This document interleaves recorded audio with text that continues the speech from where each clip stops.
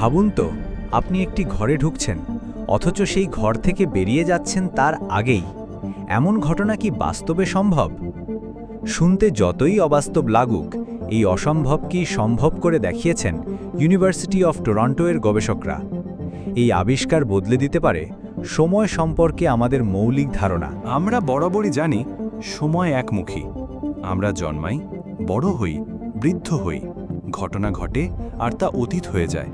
কিন্তু বিজ্ঞানের এক বিস্ময়কর শাখা কোয়ান্টাম মেকানিক্স প্রমাণ করছে সময় সবসময় এমন একমুখী নাও হতে পারে।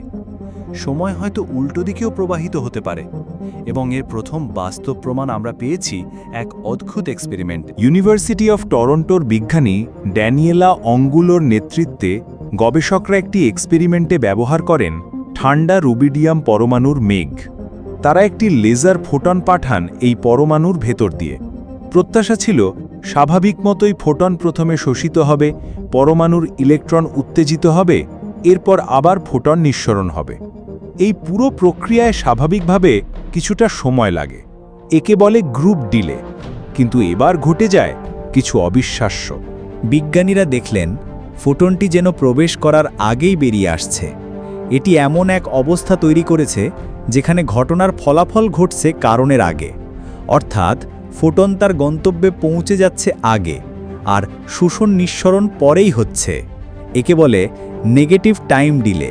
সময় যেন ঋণাত্মক দিকে গিয়েছে। এই ঘটনা শুধু একটি বিচ্ছিন্ন কৌতূহল নয়, এটি প্রশ্ন তোলে সময়ের প্রকৃতি নিয়ে।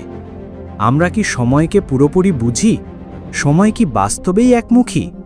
নেগেটিভ টাইম ধারণাটি কোয়ান্টাম জগতে আরও জোরালো হচ্ছে, এবং এটি ভবিষ্যতের টাইম ট্রাভেল, কোয়ান্টাম কমিউনিকেশন, এমনকি মাল্টিভার্স থিওরি বোঝার জন্য গুরুত্বপূর্ণ হতে পারে। বিজ্ঞানকে সহজভাবে জানতে চাইলে সাবস্ক্রাইব করো আমাদের চ্যানেল।